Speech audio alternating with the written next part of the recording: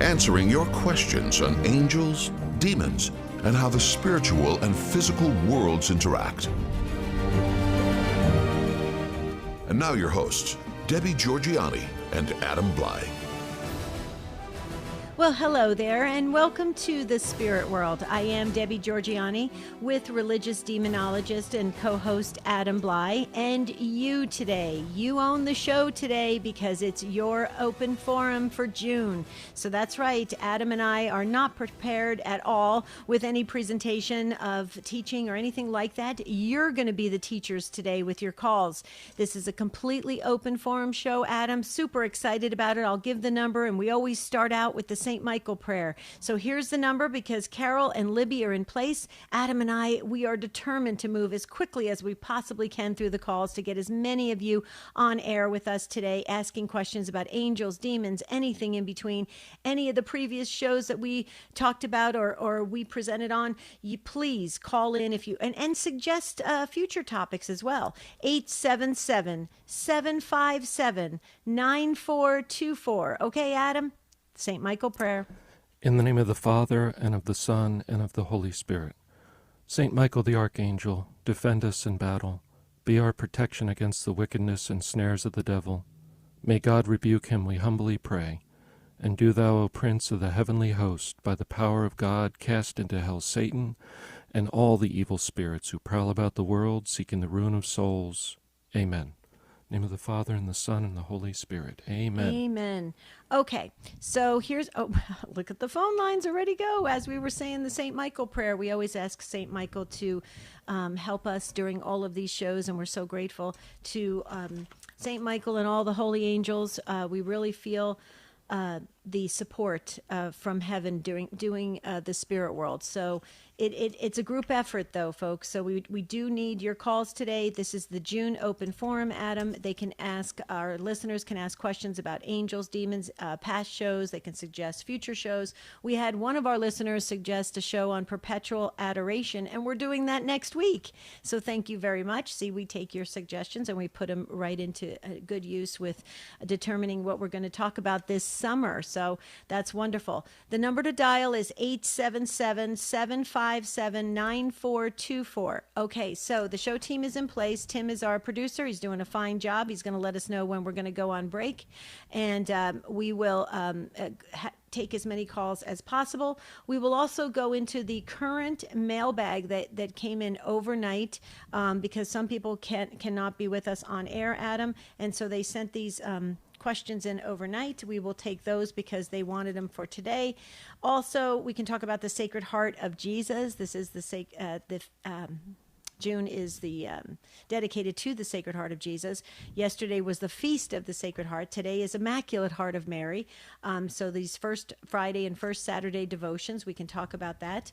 All sorts of things. We're on all of the social media platforms, Adam, all of them. So please wave because everybody's getting their chats going, and Tim's going to let us know how many folks are on the different chats and what they're talking about. Maybe bring in some of their questions as well.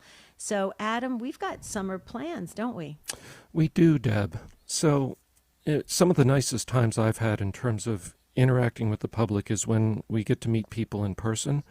Take a minute to chat as meeting people in line. Maybe there's questions or stories they want to share that they would be more comfortable sharing just kind of in a personal setting. So we are going to be in Houston on July 13th. That's a Saturday, for the GRN Summer Speaker Series. And we're going to be at the Lone Star Flight Museum, which is a really cool, big building with airplanes in it, really neat stuff to see. They're going to put on a really good kind of social around this with hors d'oeuvres and, refreshments being provided as part of the event. And we should have plenty of time to talk with people. I know the last time we were out, it was really nice. Ended up staying and talking for quite a while, answering everybody's questions as best we could. So yeah, we're looking forward to it. July 13th in Houston at the Lone Star Flight Museum. You can Google GRN Summer Speaker Series. I'm sure that'll lead you to the GRN web page that maybe would have tickets or information about that. Mm-hmm. And then, if you come last minute, I'm sure you can just come and pay at the door. It's some very small fee to come to the event. So you don't have to buy tickets, but it's great if you do, because then, GRN knows how many people are coming and you can plan a little bit better. Right. But yeah, it would be nice. As I said, Deb, I really like meeting people in person. Me too. There's just something nice about that. Well, and I just wanted to share, this is the coolest event. I've done a lot of, and so have you, Adam, a lot of speaking events where it's wonderful. We get together, you're in a room at the church or something of that nature, and you have a great presentation on some topic, and everybody walks away with a better understanding of their faith, and that's wonderful. But this is so cool because this is really like a summer speaker series and an event, right? With this being at this Lone Star Flight Museum, so you're gonna have these planes. We can tie in the whole thing with the angels. It's so cool, you guys. I mean, this is extraordinary, and it's the first time in Houston, and I know that we have a lot of listeners to the Spirit World in Houston and to Take Two, a lot of Houston listeners. And also, Adam, you've done many Fullness of Truth conferences in Houston. And I just think it would be just an extraordinary event. And I love how you said it is, with hors d'oeuvres and drinks, it's going to be spectacular. Keith Downey, the host of the morning show for Guadalupe Radio Network, will be there as well. We're going to have a blast. And that's July 13th. So the easiest way to get tickets, you guys. This is going to be a night to remember, is grnonline.com and look for the events tab. Okay, so grnonline.com events tab. Adam and I love when we get to be on location together, where, Adam, I agree with you, where we get to meet everyone and answer questions and make new friends. And it's spectacular. And we've got a couple surprises planned too. So I'm really excited about that. Look at this, Adam, almost full phone lines on the open forum for June. Look at our listeners all around the country. Canada coming in strong, Florida, New York. Wow. But there's room for you. So call in. This is your show. If you have a question you want to ask, now is the time to do it. We turn our attention completely to you. We don't have a teaching planned, a topic that we're covering, anything like that. You lead the way on this show today. 877-757-9424. And I can assure you that Carol and Libby are delightful to talk to. They're wonderful. They'll chat with you for a few moments. They'll put you on hold. You get to listen live, and then you'll slip right into the discussion. Okay. So before, Adam, we take our first break, let's go to James in Gulf Breeze, Florida, on GRN, listening on GRN Online. So, James, welcome to the program. Oh, thank you very much. Thank you. Go right ahead, sir. So my question centers around what I would consider attack. Since becoming Catholic and a strong supporter of the church and the GRN and various organizations associated with the Catholic Church, I have had an unimaginable string of bad luck. It ranges from one business ruined by COVID, another ruined by a hurricane, multiple failures of asset sales to go through for reasons that range from the mysterious to the absurd, large refunds due from the IRS that they simply don't process and don't give a reason.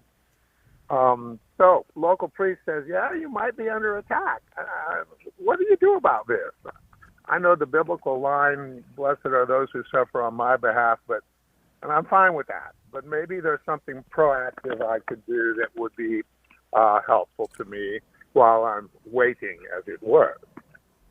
Sure, James. And yeah, so that's a good question. And it's something a lot of people struggle with, particularly if they've had kind of a hard life in general and they're getting older, and the options are decreasing as they age, and they kind of are looking to make sense of it all. And we always look to make sense of suffering. So of course some of that is things that affected just about, COVID affected just about everybody. Hurricanes affect a lot of people. I wouldn't take those as personal attacks, and I don't think you do.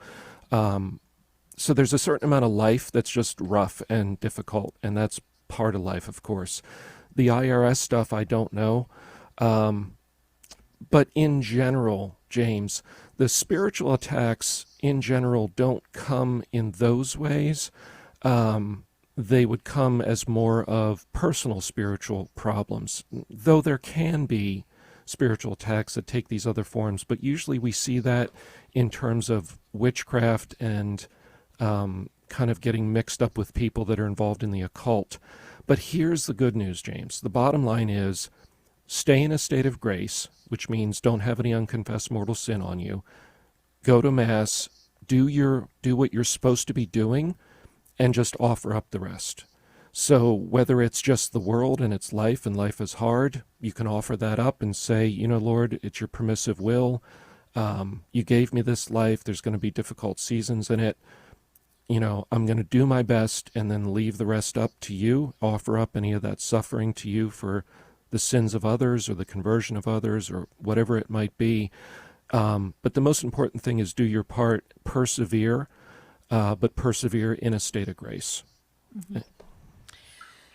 Jesus, I think, trust James? in you is very helpful, and I appreciate your comments in that regard, and I hope the show goes well. Thank you. Mm-hmm. Thank you, James. And James, you're not alone. We hear this all the time when people get deeper in their faith, when they join the Catholic Church, things like that. It just seems like everything goes wrong in their life. I just wanted to add real quickly, Adam, that it's also this idea that God wants all of us, and He wants us to be strong in this thing called life. And life's gonna we're going to come up against twists and turns and stumbles and all sorts of things, and He wants all of us. And so when James said, Jesus, I trust in you, that is spot on. We all need to maintain that. And I loved how you said, get in a state of grace, stay in a state of grace, so important.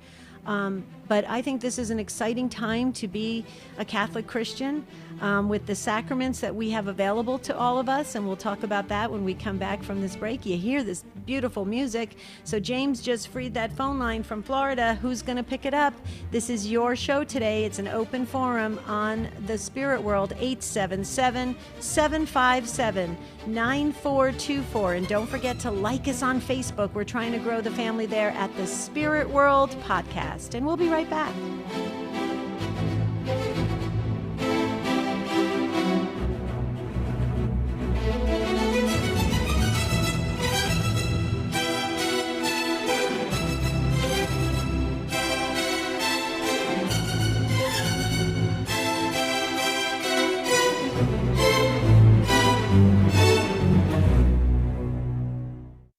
Life coaching has been around for many years, helping people with their relationships, careers, health, and finances. However, with Stand Tall, it's all Christ-centered, and with that important focus of mind, body, and spirit. We take life coaching to a whole new level. Find us at standtalltoday.com and get a free consultation with one of our experienced life coaches. Today is the day the Lord has made, so begin today with a new path for your life at standtalltoday.com.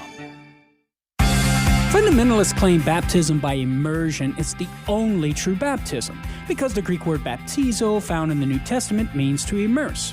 But is this true? The answer is no, and here are some reasons why. First, although baptizo is used for immersion, it can also be used for wash up, as it's used in Luke 11:38 in reference to the Jewish ritual washings. Second, we agree with our fundamentalist friends that full immersion best expresses the meaning of the sacrament. The Catechism of the Catholic Church makes this clear in paragraph 1239. But that doesn't mean non-immersion baptisms are invalid. In fact, the Didache, a first-century Christian catechism dating to around AD 70, gives instruction on how to baptize, stating, pour over the head 3 times. So if you weren't dunked, no need to fret. Immersion baptism is not necessary for a valid baptism. I'm Carlo Broussard with the ready reason for Catholic Answers, Catholic.com.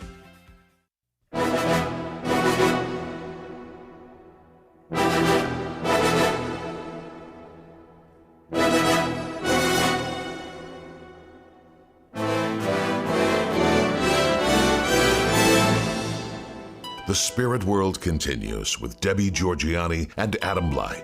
If you have a question for the show, call 877-757-9424 9424 or email tsw@grnonline.com. Open forum today on the spirit world, so this is your chance to call in and ask a question or make a comment, anything that's on your mind or heart about angels, demons, anything in between. Please call in. Don't sit this out. Don't wait any longer. Now's the time to do it. 877-757-9424. And Adam, we do have a caller that's waiting right after Sue in Buffalo, New York, and the caller after Sue is calling in from New Jersey.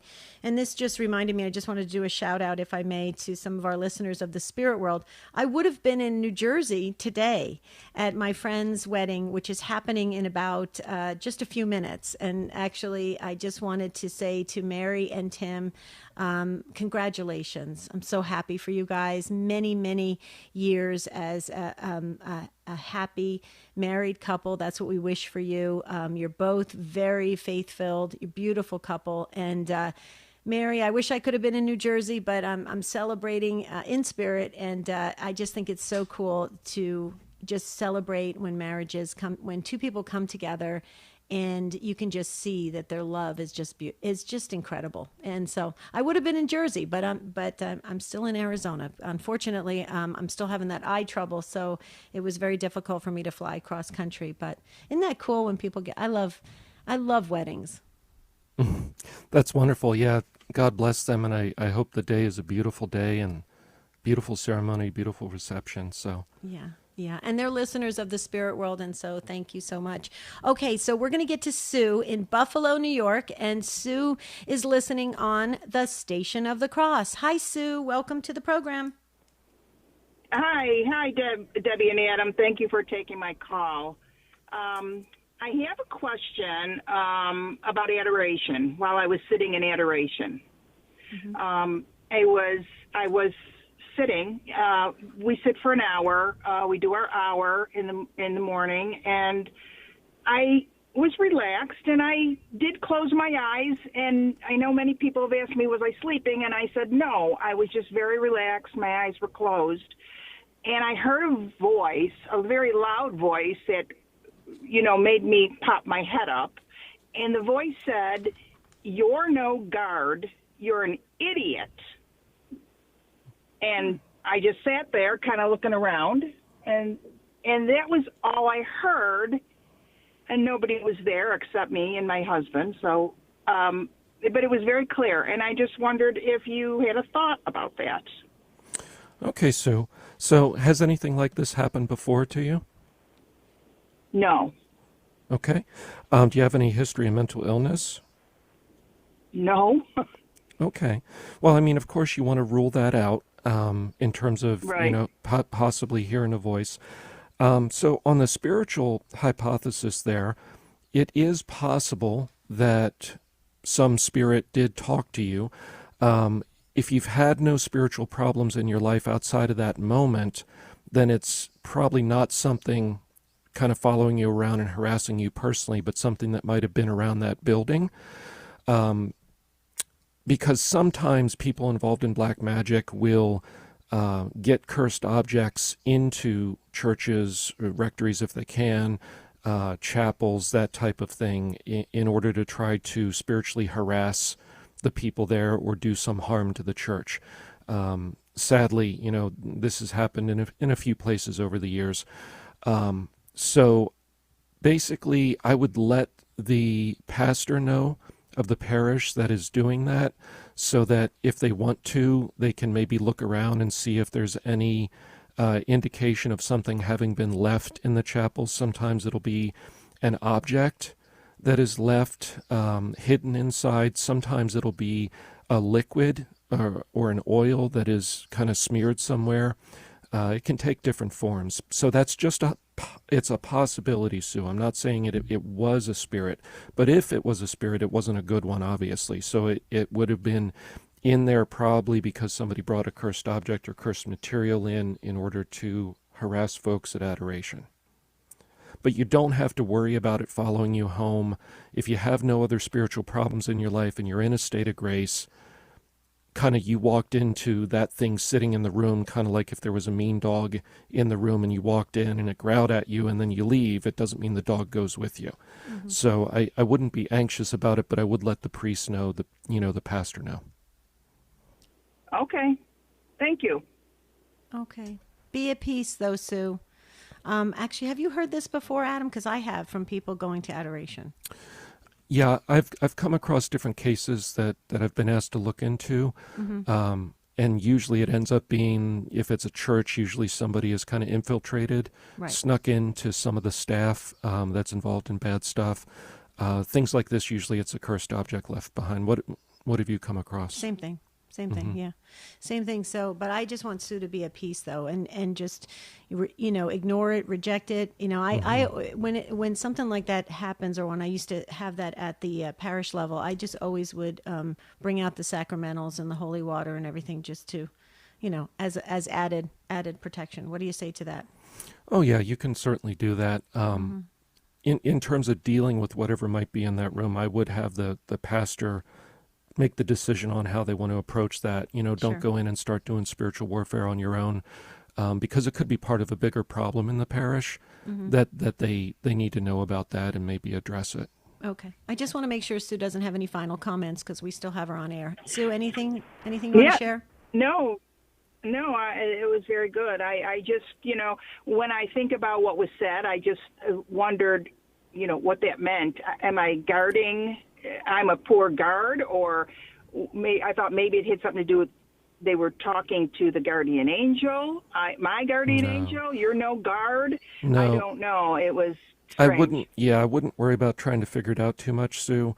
It was directed at you. It was a harassment. That's all it is. I wouldn't. Don't like make it become a big focus in your life or distract you from your walk with Jesus. Right. But yeah, it was probably a reference to there's always a person there. So Jesus doesn't need a guard, but in a sense, by being physically present, if somebody's involved in bad stuff, they can't sneak in and steal the monstrance or knock it over. There's a witness there. There's usually cameras too, but in that sense, you're a guard because. Those that don't know, you're never supposed to leave the exposed Eucharist and the monstrance alone. The room should never be empty. There should always be somebody there, not out of fear of damage, but out of respect for the presence of Jesus. Correct. Yes. Well, thank you. Thank you very much. Sure. Okay, Sue, thank you for listening to the Spirit World and calling in. We appreciate it. Sue's going to free that phone line for somebody to jump on and ask your question, 877-757-9424. And we're going to get to Patricia in Bordentown, New Jersey on Domestic Church Media. Hi, Patricia. Good morning, or good Good afternoon morning. now. Yes, go right Thank ahead. you for taking the call. Mm-hmm. Essentially, I'm calling for prayer that on June 6th, which was day before yesterday, in Washington, D.C., at the press conference, there was a major press conference. It was led by a number of physician groups. The first group mentioned is the American College of Pediatricians. Mm-hmm.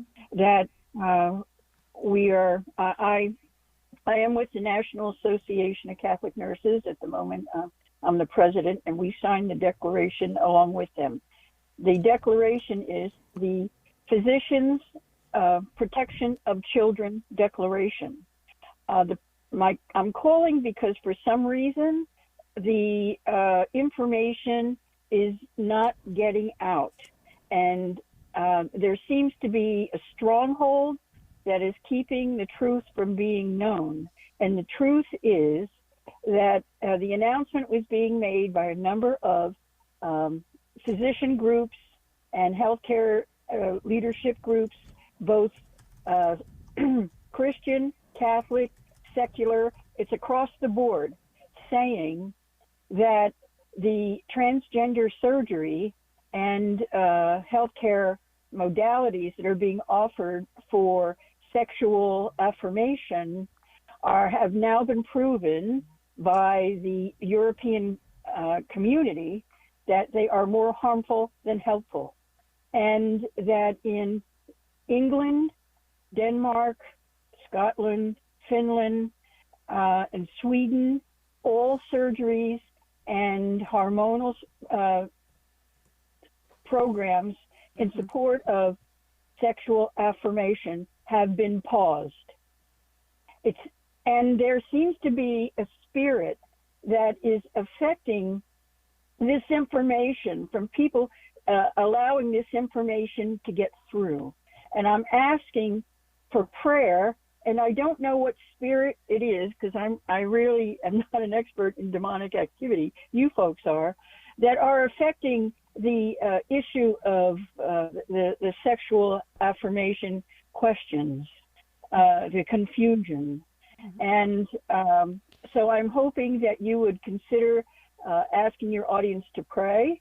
And if you could just share with them if there is a spirit that indeed seems to be at play here in terms of the question of sexual affirmation. So, Patricia, that was well stated, and I want to give Adam a chance to respond to that. But Adam, I mean, it's quite common when we are trying to live the way God set it up, right? The way God designed it.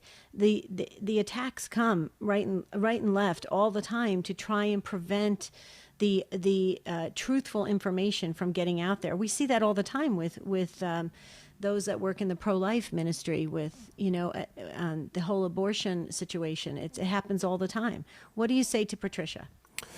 Well, Patricia, I mean, I think there's a lot of societal pressure against this type of information and getting the truth out on these things. So I think that's probably part of it. I think there's certainly a spiritual layer to it, as there is with most things in life. What I would do is I would recruit more prayer. So as we're doing right now, if people could say the rosary with an intention of supporting the work that you're doing, that what God wants to get out to people will get out to people, that would be the main thing to do. Make sure everybody involved in your actual program there is in the state of grace. If you think there could be spiritual warfare going on, make sure everybody's in a state of grace and has a healthy prayer life, and then recruit others. Maybe contact if there's any cloistered communities that are near you. They can be really great if you contact the mother if it's a convent, or the father if it's a monastery for men. And ask them if they would also include this as prayer intentions. That's really the way to go. And then the other thing is Jesus allows a certain amount of struggle. So, often in the beginning too with the ministry, there's a certain amount of struggle, but at a point when we persevere, often Jesus then says, okay, that's enough, you've been tested. And then things will often let up a little bit. So in the meantime, just persevere, trust in him. Try to be at peace and do your best. But the main thing is prayer. And I think this conversation probably is going to generate a lot of prayer for you. Mm-hmm. Okay, Patricia. Thank you. God bless. Mm-hmm. And again, the declaration, if you go online, is the Physicians Protection of Children Declaration. And all of the statistics associated, the current statistics associated with the issues that I mentioned are in this declaration. Okay. So the evidence-based practice suggests that... Okay, Patricia. We got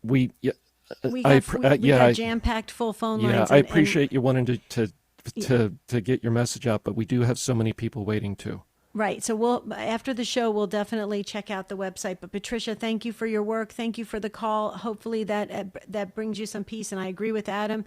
Get those prayer teams going. So thank you, Patricia from New Jersey.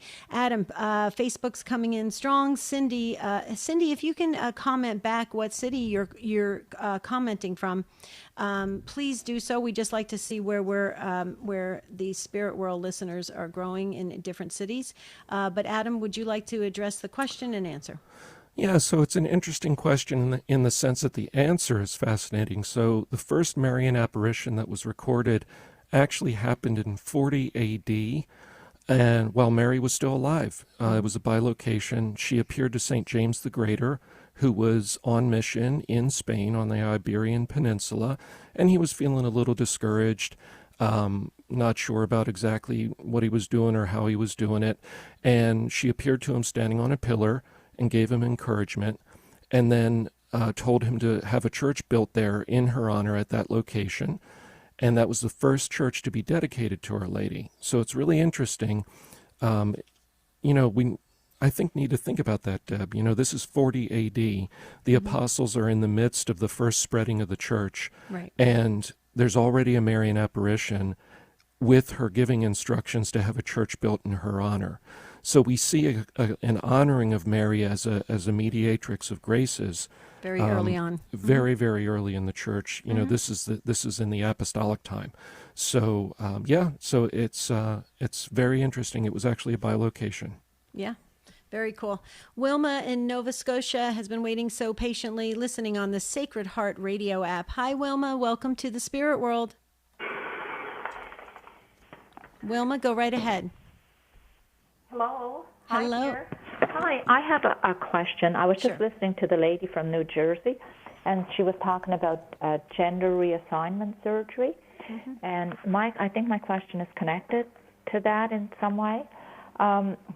Could you tell me if you have any knowledge of the false god Ishtar, Ishtar?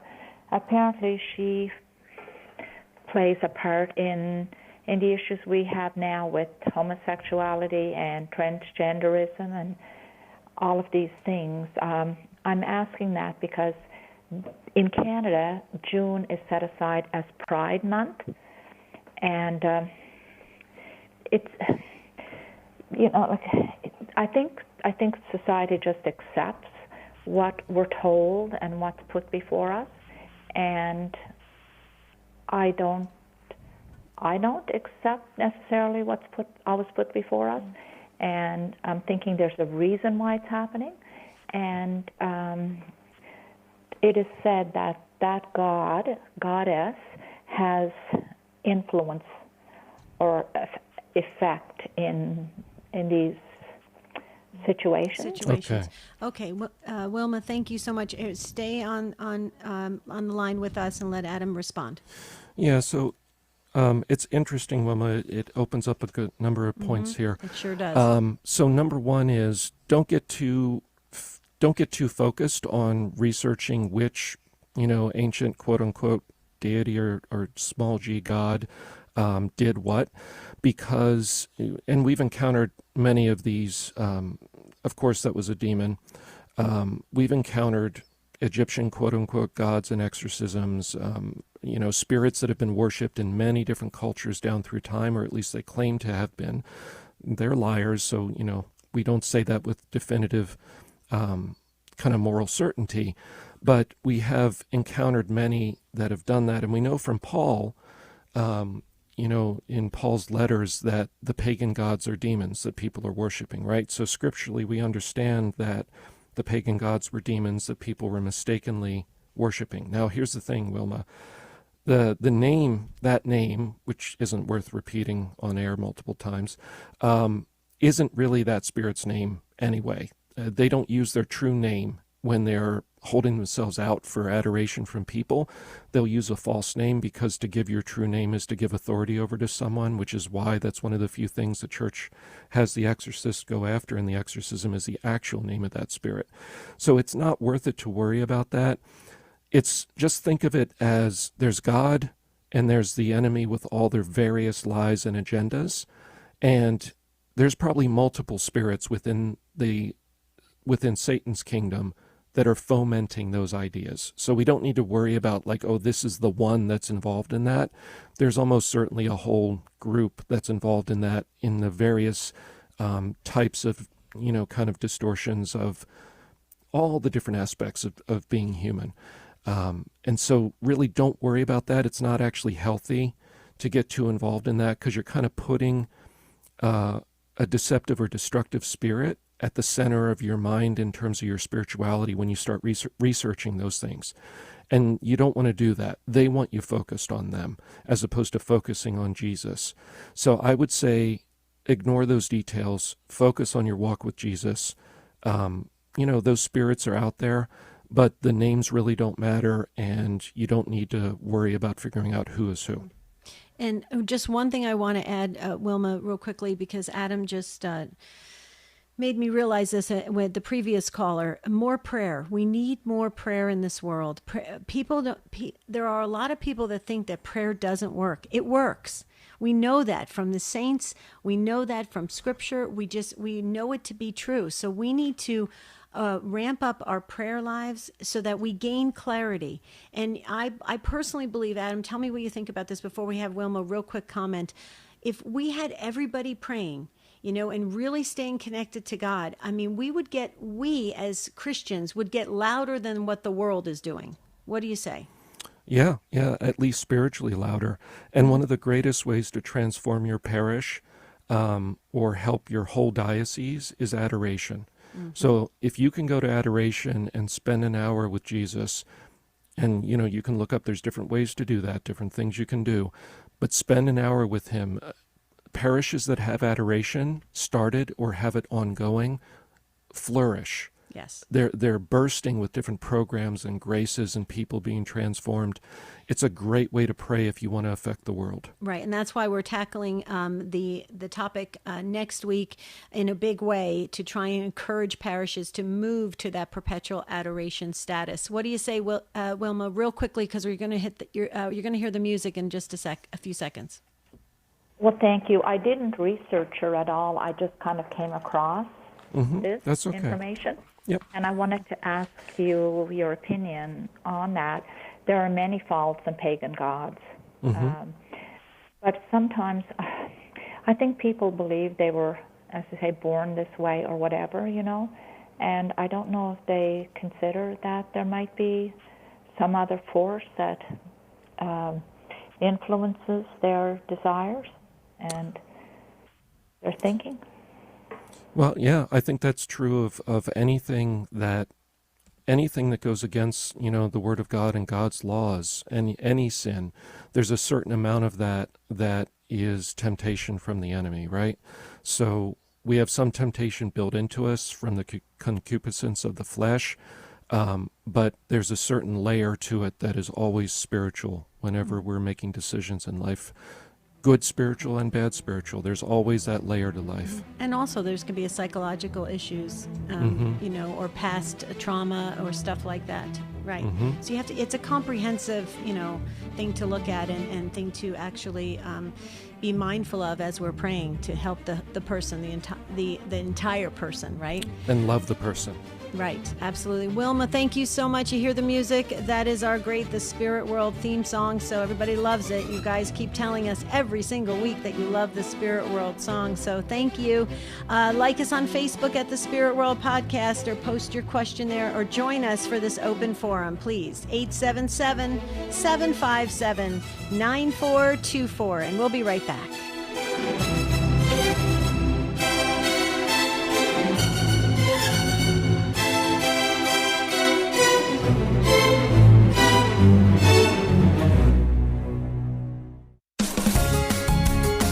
This is a Messy Family Minute from Mike and Alicia Hernan.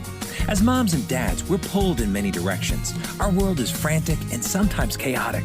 We parents need to take a pause, take some time away to become more intentional in our Catholic family life. We suggest a tool that we call the Family Board Meeting.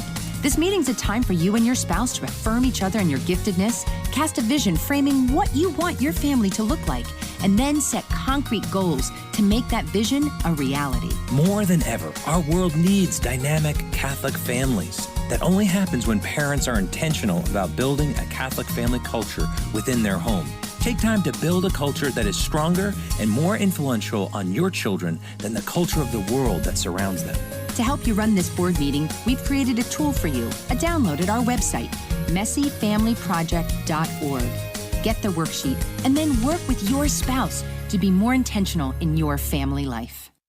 When you find yourself peering into life's rearview mirror, wondering if your past will forever define you, it doesn't have to. Go to StandTallToday.com and register for your absolutely free consultation with one of our world-class life coaches. They can help you get started on a plan forward to living your best life. There's nothing to lose and an entire future to gain. Log on to standtalltoday.com for complete details. That's standtalltoday.com.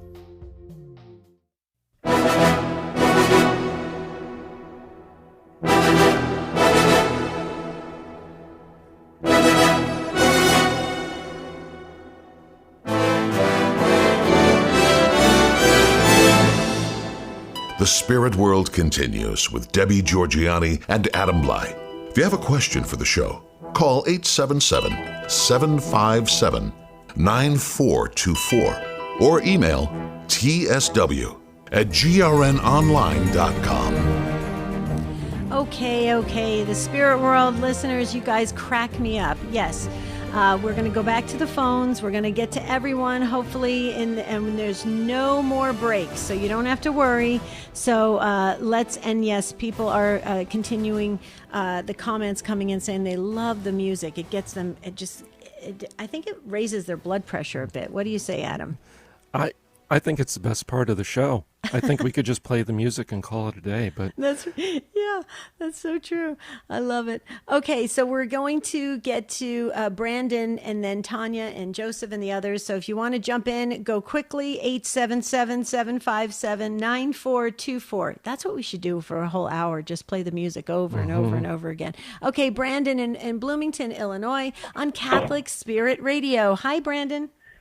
Hello, can you hear me? Yes, very well. Go right ahead. Hey, I love listening to the show. So back in the end of December of last year, I went over to my mom's house for a late Christmas. It was more towards the end of the year, past Christmas already happening. And I'm not sure what exactly I saw. Maybe I can get some insight or some answers, but I saw I saw some sort of apparition that appeared. It was like, how do I explain it? It was like a person and was glowing with light, and they had like a white veil over their face. And I don't know. I listen to Catholic Spirit Talk Radio a lot, and I hear about like apparitions of the Virgin Mary, and I was wondering what exactly did I see or what was going on, you think? Okay, Brandon. So, the basic questions, have you experienced anything like this before in your life? No, I don't think I've seen something like this before. Have you seen other strange things before? Yes, I have. Like what? Just briefly. Just strange things that would fall into the realm of strange and weird that most people don't normally see. Okay. Do you have any history of mental illness? I do, yeah, in the past. Okay, and what was that? I mean, you don't have to. Did it disclose involve? anything. Yeah, Yeah. you don't have to disclose anything. But it's no problem. It was I was influenced and addicted to drugs in the past that would put me into states of psychosis and get me into the hospital quite frequently. This was years and years ago. Okay. I've been on medication for 3-4 years now, and when I saw this, it's been quite a while where I've been sober-minded and not in that that sort of world or state of mind. Okay. Yeah, and just as a public service announcement on the side for people, I've seen a number of cases where particularly the synthetic drugs, like the K2 and Spice and whatever they're calling it these days, I've seen that cause abrupt, full-blown psychotic episodes that people sometimes interpret as spiritual. You really need to stay away from the synthetic street drugs. Anyway, so Brandon, I would psychologically, I would wonder, like, okay, when we visit our parents at the holidays, it's some of the most stressful times of the year for a lot of folks if the relationships in the family are a little bit strained or troubled, and that's true of most human beings. So I would say that you were probably under extra stress when you're visiting over the holidays, and when we're under extra stress, if there's an underlying kind of crack in the if you imagine the mind is like a board between two cinder blocks, and if you sit on the board, it bows a little bit, okay, like a bench. But if there's cracks in the board when you sit on it, those cracks get exposed as the wood flexes. It's like that. There could be some underlying damage in your physical brain left over from the drugs and those bouts of psychosis that under the strain of the social strain and stress of visiting over the holidays would make those be more visible. That would be my guess, Brandon. Now, if it was spiritual, and it may have been, I'm not saying... Maybe it was his guardian angel. It's possible, but here's the thing, It was Deb. at Christmas time, but go ahead. Usually when the face is veiled or the face is hidden, Right. that's a bad sign, okay? Because if it's the enemy, in general, so far in life, everything I've ever heard or researched or talked with other people, hundreds of cases, they can't appear as a full, perfect human being. Right. There's always something deformed or missing or hidden. You're like part is an animal or something's distorted. Usually the eyes are hidden. So if it was spiritual, Brandon, I would not assume that was Mary at all. I would assume it's bad. Now, the bottom line is let your doctor know who's prescribing your medication just in case you want to rule that out and be reasonable and say, hey, maybe it was the strain of that, and, let's check on that. Let's check that box. But if it was spiritual, just make sure you're in a state of grace, and then let it go. Stop talking about it. Stop dwelling on it. Let your doctor know to check out the medical hypothesis on this, and maybe a medication adjustment. But on the spiritual side, get yourself straight with God in terms of being in a state of grace, and then let this go. Don't let it become a big distraction for you. Well, and real quickly, Brandon, may I just add this, Adam, and tell me if you agree with this. It didn't bring you any, and you weren't scared when you saw this, correct? No, I wasn't. And I guess I also am wondering now, so it's possible for the enemy to appear as a form of light? There was no fear. It was a real quick, almost like an after image sort of instance where you turn and you see it and you're like, wait, what? And you double take, Right. I hear it. And I actually have heard this before, Adam. The reason why I would say this, though, Adam, I agree with everything you said, but I would take this as an opportunity for Brandon to get closer to his guardian angel. Whenever these things happen, or anytime we have these types of situations, wouldn't you say that to turn it around no matter what and make it a positive from a spiritual standpoint is a good thing? Yes, but the thing you need to be careful with is don't reach out in your mind or verbally to what you think you saw. Exactly. Because that's an invitation to an unhealthy relationship, because we shouldn't expect our guardian angel to be talking or appearing to us. Got it. Okay. Perfect. Does that work, Brandon? And the final thing, Brandon. Yes. The final thing, Brandon, Paul tells us in the Bible that the devil can come as an angel of light. So don't assume that because it looked good and didn't feel evil that it wasn't a trick, because they will play tricks in the beginning with people to draw them in. Right. So bottom line is just ignore it, get it out of your mind, and just and keep going in your faith life. Get in a state of grace. So right, Adam. Okay. Perfect. And let your doctor know. Yes. Okay. Thank you, Brandon. We're going to have to let you go on that because Tanya from Maryville, Missouri, has been waiting so long on EWTN. Did I get your city correct, Tanya?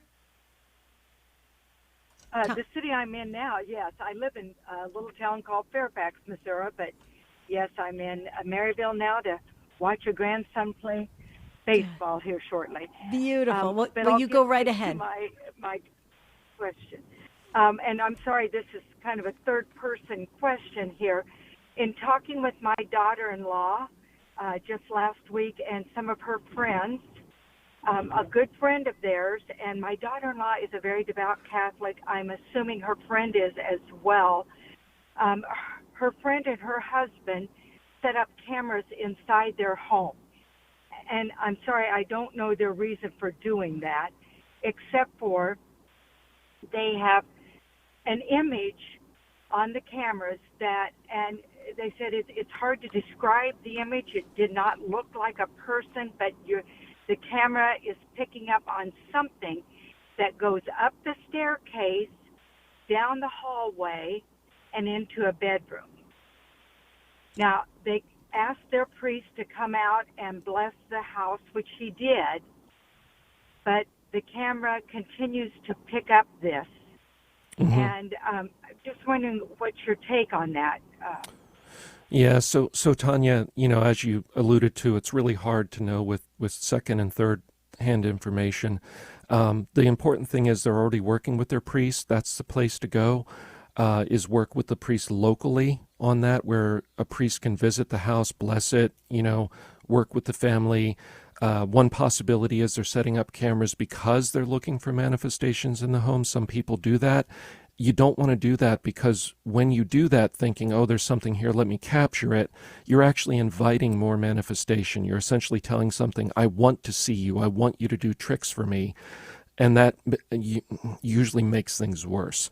So that would be my one tip, is if they're doing that for paranormal reasons, like ghost hunting reasons, I would shut all that down and delete the video, because you're basically inviting things to get worse, which can lead to, the blessing isn't necessarily going to make it leave, because the people could implicitly be inviting it to stay by doing that. But that's about it, Tanya. Okay, thank you so very much. Sure thing. Thank you, Tanya, for waiting pretty much most of the show. We appreciate that. Boy, she gets our patience award for sure. Okay, we are down. Tim's going to give me the final count with 3 minutes. So we'll go very fast to Jennifer in Houston, Texas. Jennifer on Sirius XM 130. I'm so sorry. We're going to have to go fast. So Jennifer, give us the Reader's Digest version. Okay, will do. Hi, thanks for taking my call. So there's a young Protestant woman that came to our church recently, and she has been demonically attacked physically, and she is now scheduled for an exorcism with the diocese in my hometown for next week. She said some things about as she's being demonically attacked. She told me once that Jesus was holding her down, and that Mary and Jesus were watching and unable to stop it. And this just really makes me question what's going on. And I wanted to see what you might have thought about that. Go ahead, Adam, real quick. Yeah, so real quick, Jennifer, there's so many questions to this.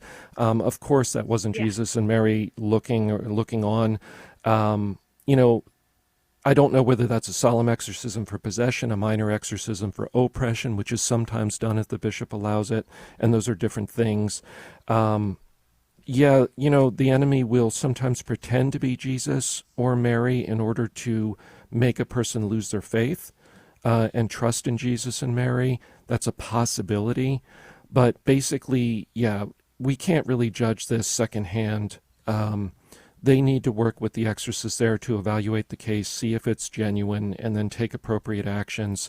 I would just encourage them to focus on the work with the exorcist from there on out. Mm-hmm. Okay, Jennifer. Next week to that. Yeah. Thank you.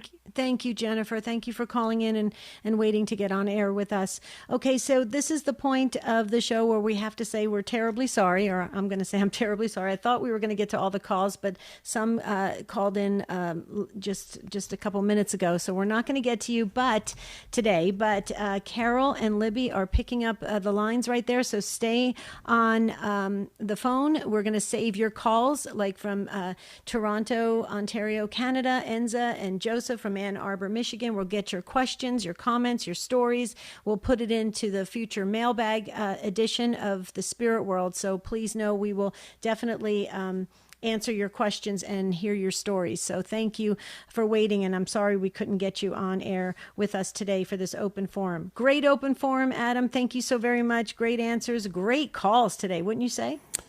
Yeah, intense, but I think some useful points. So hopefully that was helpful to somebody out there. Yeah, absolutely. So if you got something out of this broadcast, please share it far and wide on social media. That we believe that's a good use of social media. We want to thank Guadalupe Radio Network for producing The Spirit World, EWTN for airing it globally. So thank you so very much, all the affiliates that carry the show. We want to thank the show team, Libby and Carol. You guys are awesome answering the phone so quickly. Thank you so very much.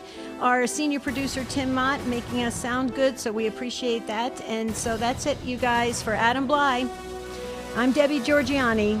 Don't forget, next Saturday is Perpetual Adoration we're going to be talking about. So until next Saturday, have a beautiful and blessed week. And we'll see you real soon.